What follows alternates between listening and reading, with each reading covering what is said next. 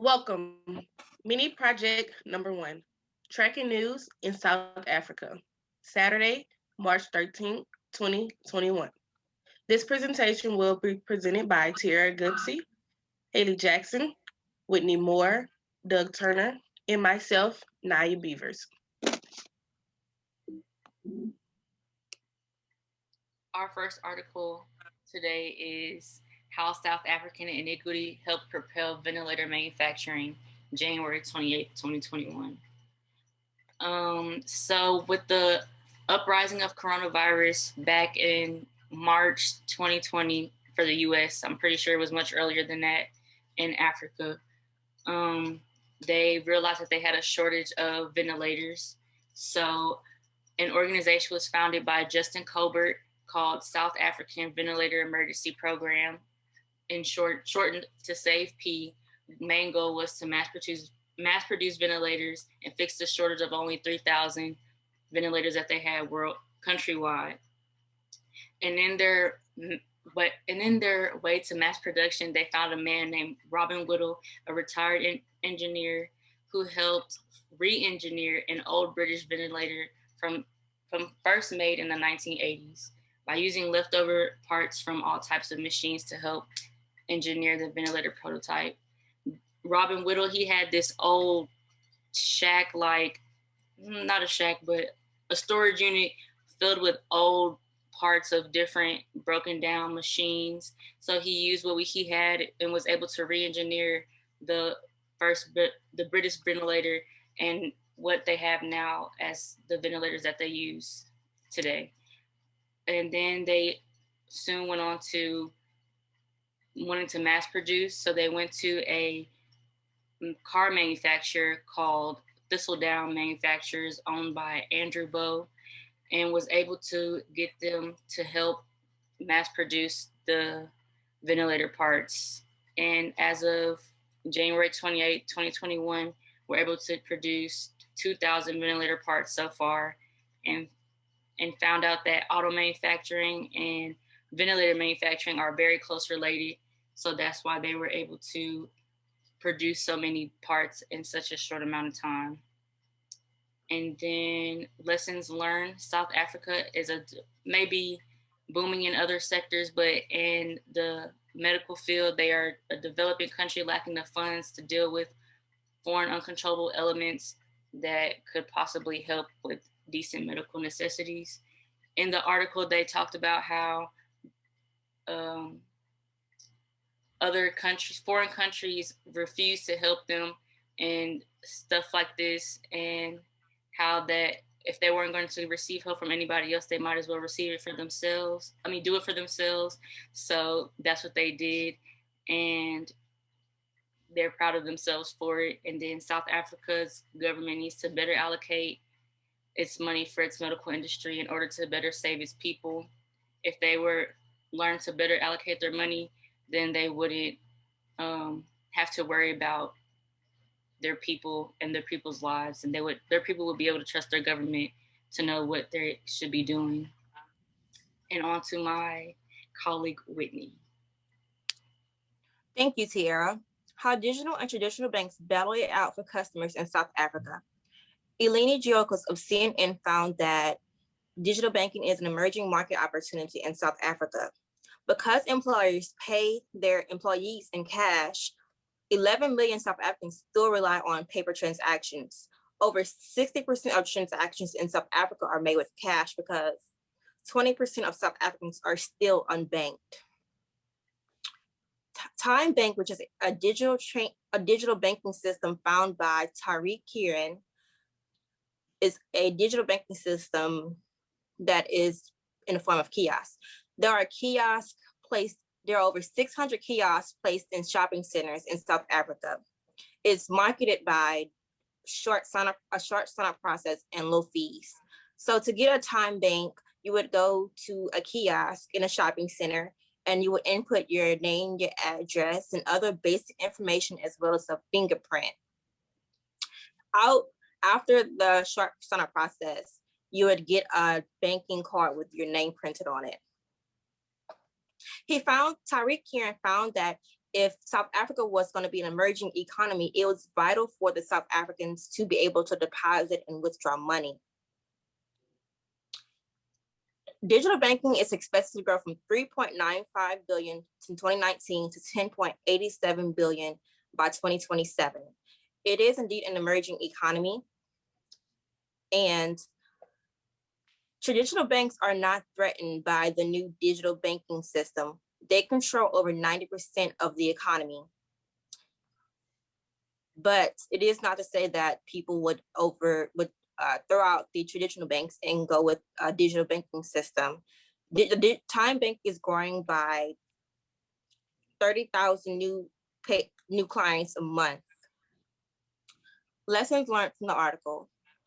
Digital banking is an emerging market opportunity in South Africa indeed. And mainly low-income earners rely on the cash transactions because without having a banking account, it means that they are able to hold on to more of their money because they're not having to pay out the expensive deposit and withdrawal fees. How can I employ this in my professional life? I believe that when making business decisions, traditional banks did not consider low-income earners when making their traditional banking fees. So I think that I can encourage my new employers to consider all of their patients, clients, or colleagues when making business decisions. Now I'll pass it over to my colleague, Naya. Thank you, Whitney. South African Country Commercial Guide, Market Opportunity. South Africa serves as one of the most advanced and broad-based economies on the continent.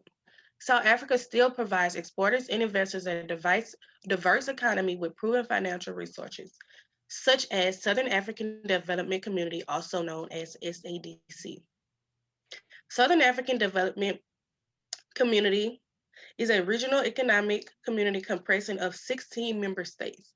Just to name a few: Angola, Zimbabwe, and the Democratic Republic of Congo. South African Development Community was started April 1st, 1992. SADC is committed to the regional integration, economic development, and ensuring peace and security. Economic indicators are gross domestic product, tax revenues, as well as government debt assistance. Some indicators of social standards for SADC includes life expectancy within the community, the prevention of HIV, which has dropped within the last decade, and as well as the labor market, which implies unemployment rate. Business standards are comparable in those in the most developed countries. The gross national income for South Africa is $122 billion versus the United States holding $9.8 billion, which is first in all nationalities. The employment rate in South Africa is 25%, as well as the United States holding 8.1%. The public debt for South Africa is 42.3% of GDP, and the United States being 70% of GDP. GDP is the gross domestic product in a monetary measure of the market value. Despite political uncertainties, the IMF approved a $4.3 billion loan to South Africa that may lead to business-friendly market reforms and tighter government spending. IMF is funding to support countries in urgent need for financing due to crises. A most recent crisis is COVID-19. To receive this loan, you do not have to have much proof, but just a simple crisis. There's no strict guidelines. This loan was created to help health workers as well as frontline workers. This also helped the economy to support the reform and also to stop public debt within South Africa. The IMF loan holds a 1.1% in interest rate, comparable to other loans holding a 7% interest rate. South Africa has intensive transportation infrastructures, which puts them in a position to gain entry to foreign markets in sub-Saharan Africa. South Africa has a very strong reputation enjoyed by U.S. branded goods. And just to name a few other countries that support South Africa, exports is Germany, the United States, China, Japan, as well as the United Kingdom. South Africa has marketable companies that can serve as good partners for trade and investment despite any foreign uncontrollable elements that could be detrimental to the domestic markets as a result. Now I'm going to pass it to my colleague, Haley Jackson. Thank you. Thank you, Naya.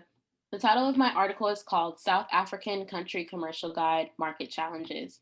And what this article is mainly about is it's about the barriers to market entry, local requirements, and just things to be aware of before entering the market in South Africa.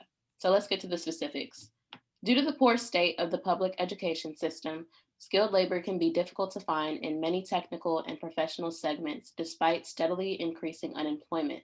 So any US company that's trying to do business with South Africa, they have to face the fact that they're not going to be able to engage in opportunities that involve new technology.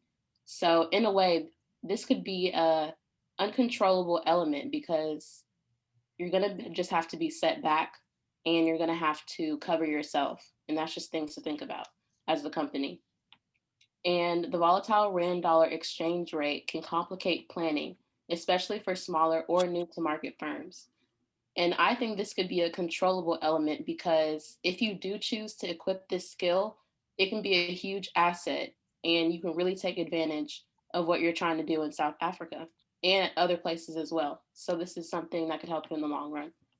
Reports about corruption and mismanagement in government, significant unemployment, violent crime, and poor government service delivery to impoverished communities affect foreign businesses adversely. And so we already talked about how unemployment can affect a business, especially because it's hard to find skilled labor. And violent crime and poor government service don't help at all. And when we talk about corruption and mismanagement in government, there are a lot of reports about conciliation just being hard to come by because they have a low efficiency when it comes to legal framework. So any disputes that you're trying to get taken care of or any harsh regulations that you just want some breathing room in, it's going to take you a while to get there. So just know that legal business isn't going to be your friend in South Africa. Now, the lessons that I learned in this article, the US firms entering this market must contend with a mature and competitive market marked well by well-established European and Asian competition. And this is because there was a trade agreement between the SADC, which is the South African Development Community, and the European Union. And in this agreement, it allows European products to enter South Africa duty-free or at lower costs than US products. So basically the way that I would put this, how I would use this in my professional life, I would just say that having connections could really help me because a US company that has a connection with the Europeans, they can easily move their product in at the same rate, which would be lower than what it usually is. And next, the US companies seeking to do business in South Africa will need to adapt to the broad-based Black economic empowerment policies. And this is just a local requirement required of the US companies that are trying to do business in South Africa. And what this organization does is they aim to basically help the economics in lower impoverished communities. And so the last thing was that HIV/AIDS affects approximately 1 in 10 South Africans with negative implications for labor availability, productivity, and healthcare costs. And so as a US company, this is just something you're gonna have to think about. Am I gonna be able to cover myself and work around this? Is this gonna be a benefit to me? Now I'm gonna pass this on to my colleague, Doug Turner. Appreciate it. So what I'm gonna dive into is just the corruption in South Africa. My source is coming from the Corporation Perception Index of all 180 countries of corruption. To indicate the rank of countries' corruption, they use a CPI, with the Corruption Perception Index. In 2020, South Africa was given a score of 44 and a rank of 69 out of 180 countries. This score was actually changed by going up by 1 since 2012. So it's been going up a little bit on a global corruption barometer. 64% of people thought South Africa was increasing corruption in the past 12 months, while 18% of public users were actually using bribes in the past 12 months. So just on a scale, they actually have been going up well, what I learned was that South Africa is the lower half of the ranking. People are worried about the increase in corruption. And just from the records on the barometer and also of the score, they actually have been going up, which the public is worried about because like what Haley was saying, it's kind of finding hard good work when there's a whole bunch of corruption going on. And percent of corruption is still rise every 12 months throughout the period of the history. Well, I'm gonna pass it right back to Haley. So our project covered how digital and traditional banks battle it out for customers in South Africa, how South African ingenuity helped propel ventilator manufacturing, market challenges, and market opportunities in South Africa. Thank you for watching our presentation. This concludes our presentation.